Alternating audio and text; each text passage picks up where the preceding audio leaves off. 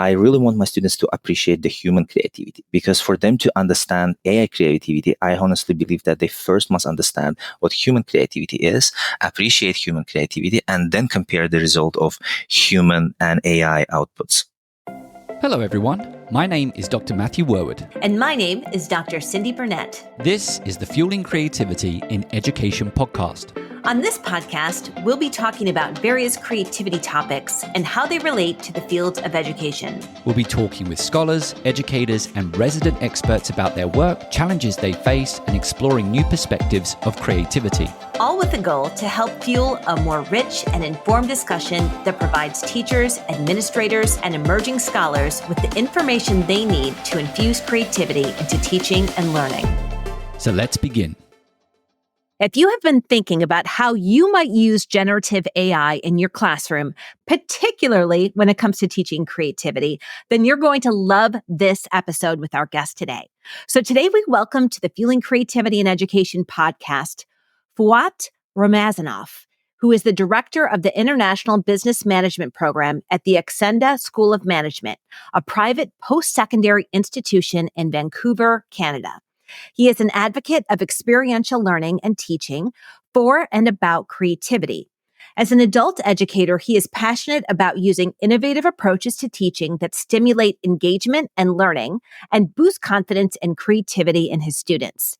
He is a doctoral student at the University of Calgary with research focused on exploring undergraduate students' perceptions of the intersection between human and artificial creativity throughout the creative process.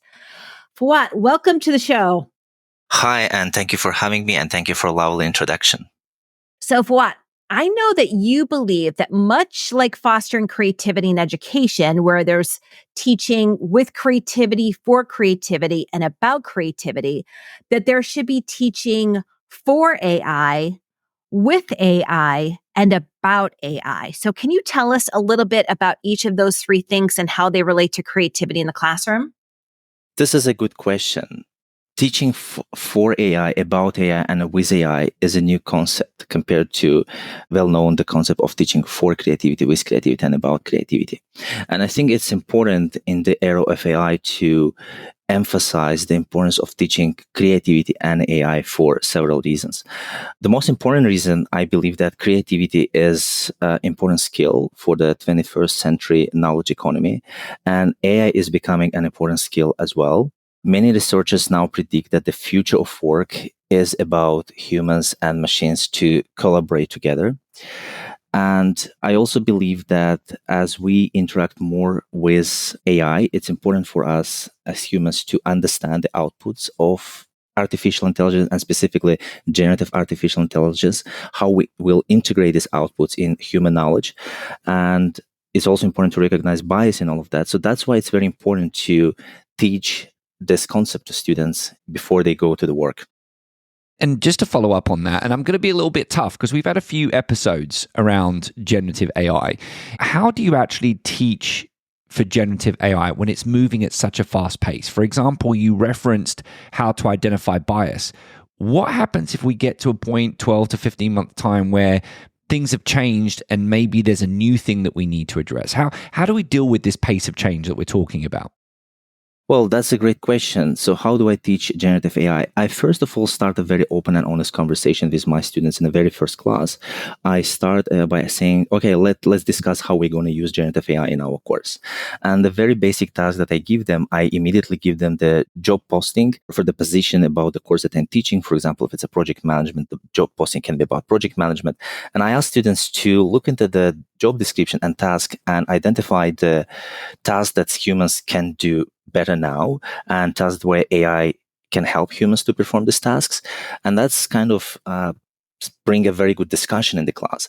Then I ask students to think about how this job can change in the next 5 years and kind of design and brainstorm the possibilities that can happen with this particular job in the 5 years. So that's kind of, I start the discussion with my students. And it moves on throughout the whole course. No matter if I teach a course about creativity or other subjects, I make my students to use generative AI in different ways. One way how I make my students to use generative AI is to use it as a brainstorming partner.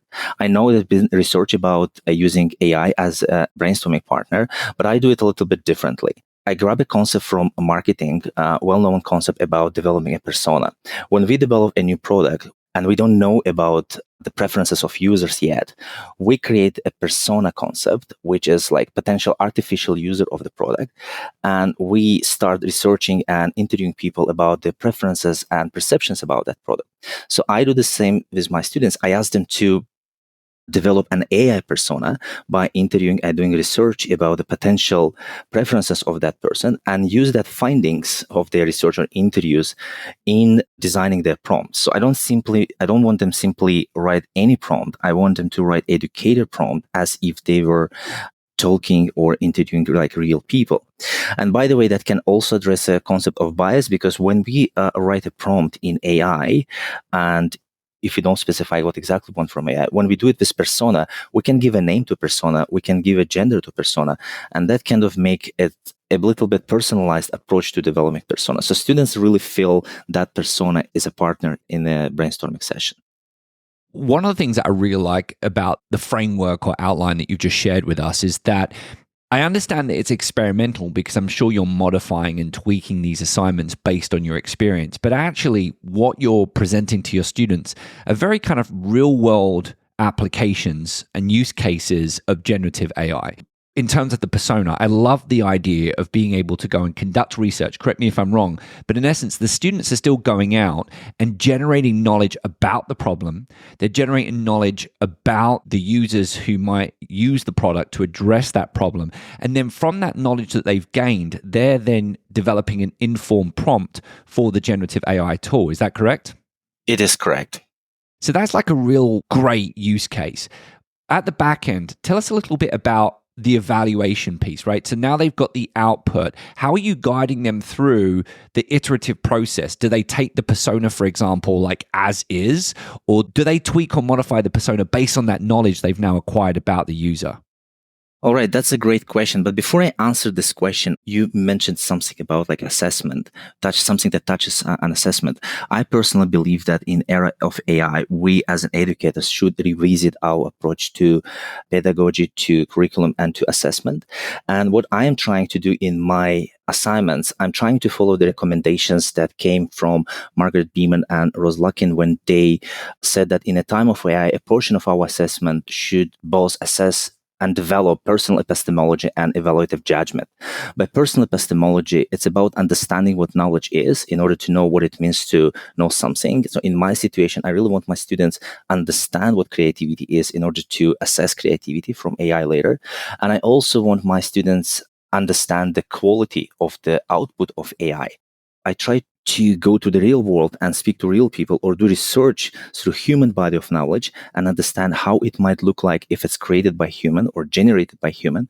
And when they use AI, because AI uses a training model which may not be perfect in any given situation, and then they have a real chance to compare through the output which they crafted and to see the results, because they know the result of human interview if they had an interview with humans, and they know the result of their own research, and now they know the result of AI, and that gives them a chance to compare all these results and see if there's any bias, if there's any discrepancy, is the result of AI output creative or not. So how are the students feeling when they're bringing this forth, something that's AI generated and something they've generated, and the AI is coming out as on top in terms of more creative or just stronger overall? How does that make them feel? And then what do you suggest they do about it? As an educator, I always try to give an assignments and bring the scenarios, which, yes, in one situation really shows that AI can generate really creative output, but also given assignments where I show them that AI outputs is not creative. So this really helps them to critically analyze the output, not like fully taking it for granted, like the AI outputs. If you take a very simple task when we need to find the alternative uses of everyday item, then yes, AI may be creative in giving like 50 or 60 outputs in a second. But if we go to more specific or ill-defined business problems, then AI output is usually not that creative. So I really give my students to see the difference in both. I start with a simple task and then go to more complex tasks. And through this analysis, through this experience, students can really see and appreciate human creativity. So one way of doing that, again, I'm mentioning this, I really want my students to appreciate the human creativity, because for them to understand AI creativity, I honestly believe that they first must understand what human creativity is, appreciate human creativity, and then compare the result of human and AI outputs. I really like that. And just yesterday, we had a conversation with a woman from Australia, Cheryl Yin Lo, and she was talking about finding your everyday creativity and bringing that into the forefront. So, what you're suggesting is really helping students be aware of their own creativity and human creativity, and then looking at AI generated creativity and then looking how they work in collaboration. So, how do you suggest they work through the creative process together? And then, how do you assess what they've produced and how much effort they've actually put into something? Well, you mentioned important word, creative process. When I started searching the model for creative process, I kind of struggled because many models of the creative process include the steps such as incubation, which is not always possible to do in a classroom environment with AI specifically. So I ended up my search with selecting the creative problem solving method by Creative Education Foundation. And I selected this because every step of the process has diverging and converging steps. And we know from research that AI is good in both diverging and converging steps. And again, when I design my experiments, my approach is I put humans in the loop. I put humans first. And this is actually aligned with the US Department of Education report, Artificial Intelligence and Future of Teaching and Learning. And their recommendation is emphasize humans in the loop. So I put humans first in the loop. I make my students to, after reading a case study or like ill-defined business problem, to come up with a problem formulation. Then they allowed to use AI to refine it in or like come up with a better, let's say, version of their problem statement.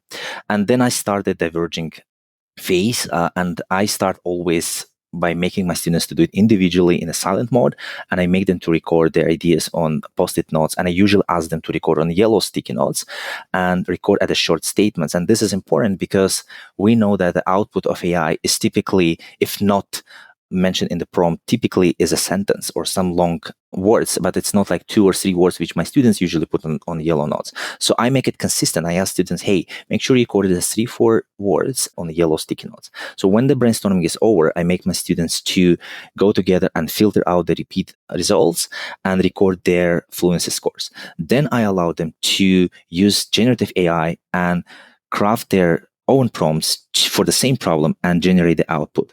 I ask them to record the output of AI on a different post-it notes, for example, red, and then I ask them to put everything on the board. And by doing so, I make them to visualize, okay, so here's a human output, here's an AI output, and I give them a perception. I think that experience gives them the opportunity to see what they can do and what AI can do, and that's the first experience. Okay, all right, that started. What I do next, I ask them students to group, and moving to the fluency score now, I ask them to group their output together with AI, come up to few groups, and then do a more focused brainstorming in each of these groups. So after several iterations, when we have enough ideas, I ask my students to post all their outputs together with AI outputs on COCD box. Creativity experts know what this is box about. It's about now, wow, and how ideas. So then that also gives another opportunity to see where these ideas are like human and AI generated, where they put them in a wow, like really creative or like really general.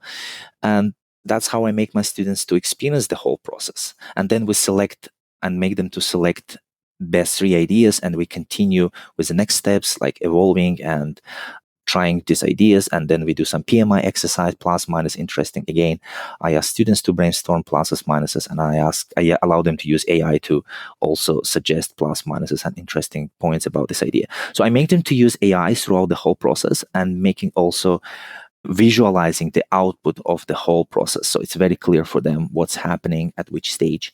Sometimes I take a different approach. I end up the discussion in day one and move it to the next class. This is how I allow them to incubate, because I mentioned previously, then I was looking for the best method of using creative process. What I struggled with finding the model that has incubation.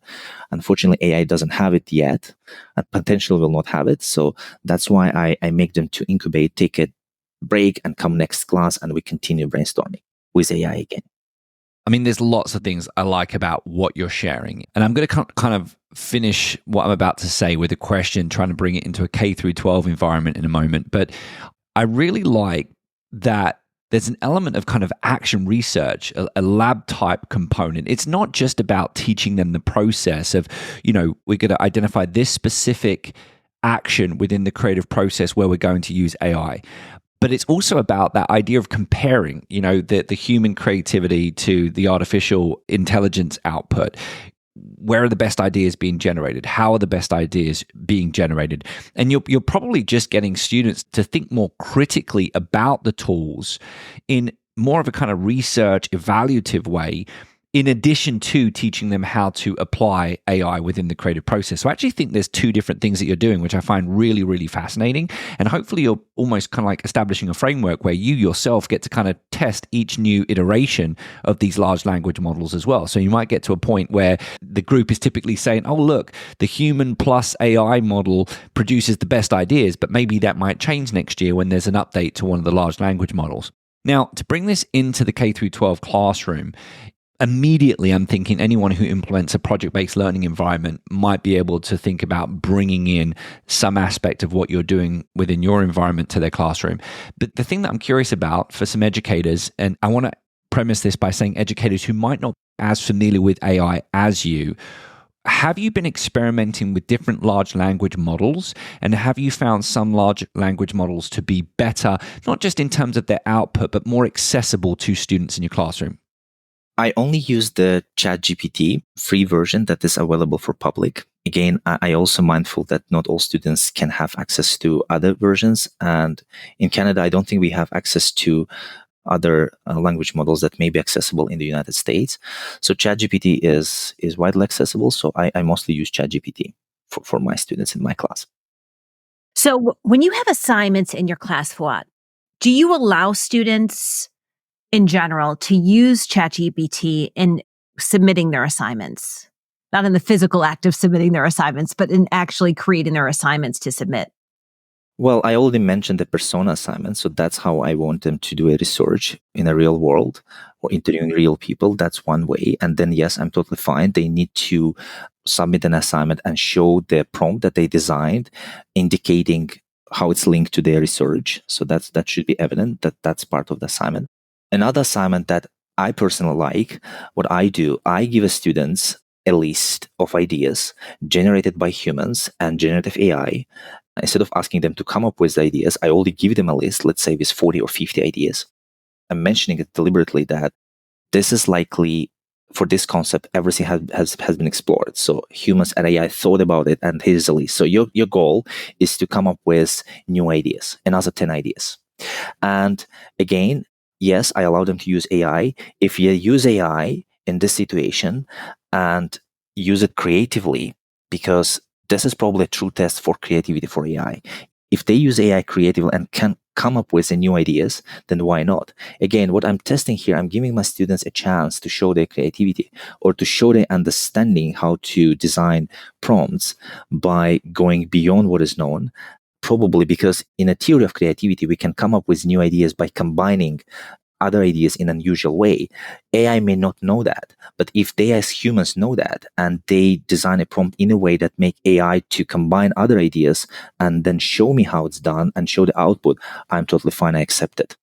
I think it's sort of fun to think about giving students a list generated by AI that might be sort of the usual ideas that are generated, and then to really push them to think beyond that and to teach them how to really bring in questions that are going to spark novel ideas. And I think That's a really interesting way to utilize it in the creative problem solving process. I'm curious how you might use generative AI in evaluating your outcomes. So, if you're using the creative problem solving process and you have an outcome, how might you use generative AI to evaluate that? Or can you even use it to evaluate the outcomes? Well, I think here I agree with creativity researcher, specifically David Krupley, who discussed in his 2021 article, and he puts humans in control of the beginning and end stage of the creative process. And as I mentioned before, I make my students to visualize the whole idea generation output on the COCD box and make them to choose the best ideas. And when they choose the best ideas, we run another cycle of PMI, kind of going through understanding and analyzing these ideas, plus minus interesting. And this is where they again use AI as a tool. But again, the final call, final decision, I still leave for my students to make. In collaboration of humans and AI in the future, I still believe that the humans will hold and must hold a central role, because they must understand AI output, ethics of it, biases and everything. And this is part of my teaching. I really want them to see AI as the tool. And by the way, when people say AI as a tool, I want to make it clear. AI can be as a learning support tool and thinking support tool. So I teach my students that AI is a thinking support tool here. So just use it and move on. Do you want to bring more creative and critical thinking into your school? Look no further than our podcast sponsor, Curiosity to Create. Curiosity to Create is a nonprofit organization dedicated to engaging professional development for school districts and empowering educators through online courses and personal coaching. And if you're craving a community of creative educators who love new ideas, don't miss out on their Creative Thinking Network. Get access to monthly webinars, creative lesson plans, and a supportive community, all focused on fostering creativity in the classroom. To learn more, check out curiositytocreate.org or check out the links in the show notes for this episode. All right, so Fuat, given how much you've been playing around with AI in the classroom, and this is something Cindy and I have been talking about. So Cindy, I'm really kind of seeing this very much as a three-way discussion that might not necessarily yield an answer. But right now I'm teaching a W class. All of the papers that I'm getting from my students is good. And they all seem unique. And they're unique because I can see that the students are bringing their unique perspectives and connections. And I kind of feel that they're learning as they're interacting with these tools. But I'm not sure how much writing they're actually doing by themselves now. It's just a really unique time. And so I'm just wondering, are we actually nearing a point sooner than we thought where we're actually are going to hand over a lot of writing assignments and math assignments over to AI? And what's the potential consequence of that? I mean, I don't know. As I said, I don't know if we're going to yield an answer, but I'm just throwing this out there. This is what I'm dealing with at the moment. It's like AI is being used. And actually, I'm starting to feel like it's being used somewhat effectively. I'm not at a point where I can't tell if, I can come up with this strategy or that strategy to work out if people are actually plagiarizing whatever. I'm not interested in that. I don't have the time for that anyway. But I can't work out what is the impact on learning, and I can't work out how I feel about this. Does this make sense? I mean, to try and make it clearer, are all W classes next year going to 50% of the content be written by AI? Are we okay with that? And Matt, let's just reference what a W class stands for, which is a writing course. Yeah, an intense writing course. It course. has a focus on writing. And what's interesting, the key piece with intense W classes, at least at the University of Connecticut, is revision.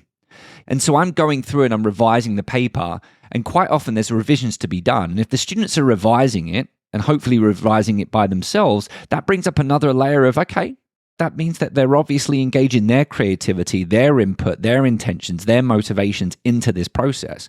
But nevertheless, I have no doubt that the people might be listening to this episode right now saying, what? Are you generally telling me that you're okay with students just having their paper 50, 60% written by AI?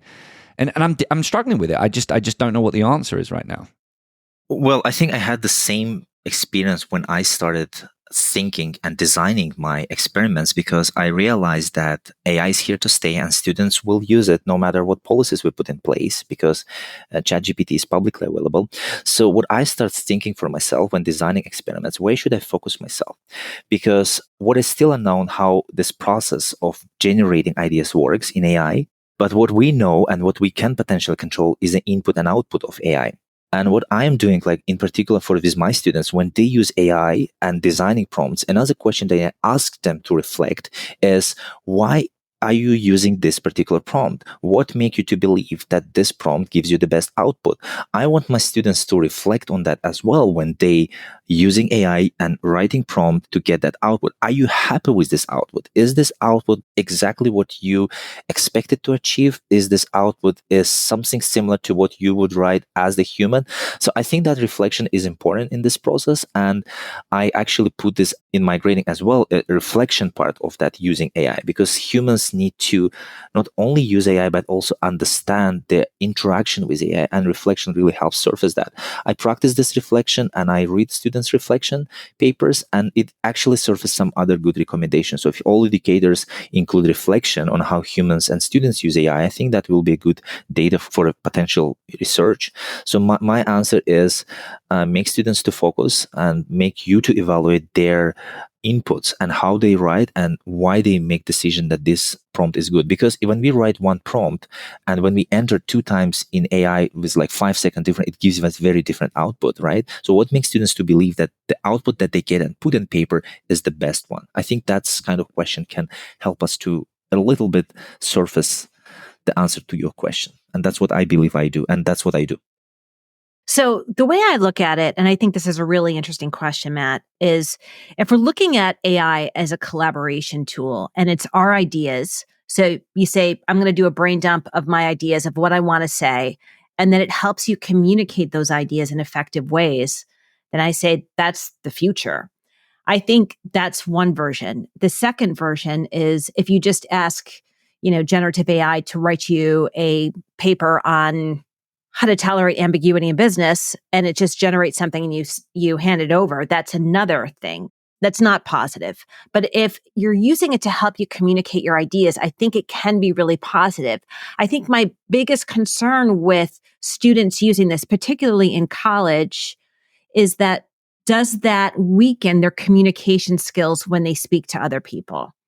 And I would say if I read something that generative AI, so I'll give you an example. I just wrote a LinkedIn post that I'm going to be posting in about an hour. I wrote down all of my ideas. I hit the button. It improved it for me. And I looked at it and I said, wow, what I really like is that it did this, and it functioned, it put it in this way, and it did this for me. And now when I communicate, that's the language I'm going to use. Then that's a positive thing.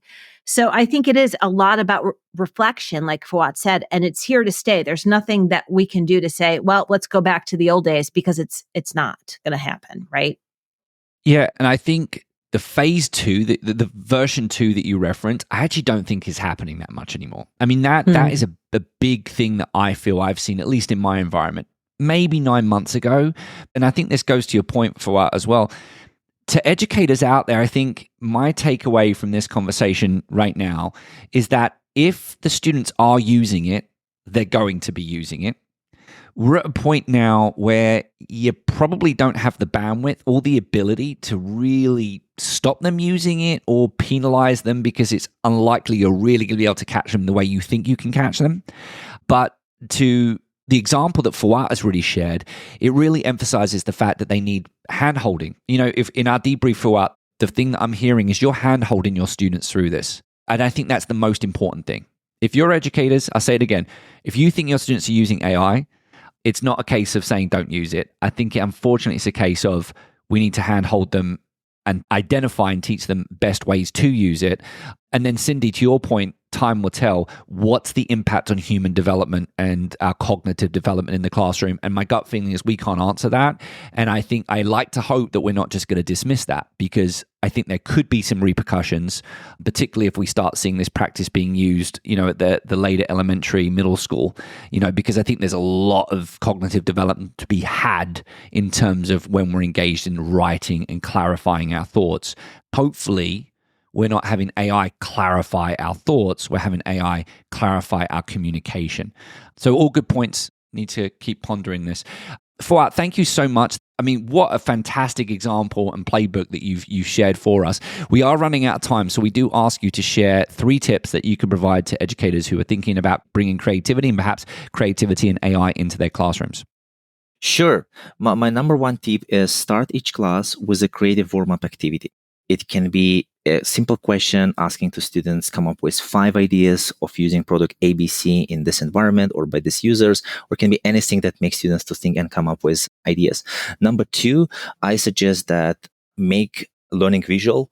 I emphasize and I again recommend all the educators use post-it notes, sticky notes, and make students to record the ideas, post them somewhere in the class visible. And if they use AI, post the ideas generated by AI using different post-it notes, different colors to show the difference. So students should see the output of human thinking and AI output at the same time and should see where it goes, who does what, and what can happen if that collaboration continues.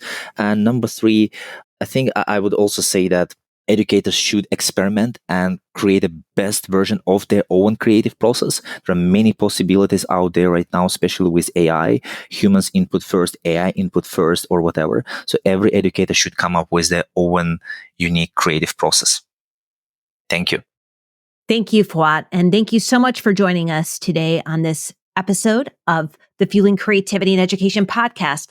Now, for those of you who are listening, if you have an educator friend who has been talking about artificial intelligence and generative AI and how they might not use it in the classroom, send them this episode and ask them to have a conversation with you over lunch about the potential uses and implications of it allowing your students to use generative AI in the classroom. My name is Dr. Cindy Burnett. And my name is Dr. Matthew Wood. This episode was produced by Matthew Warwood and Cindy Burnett. Our podcast sponsor is Curiosity to Create, and our editor is Sam Atkins.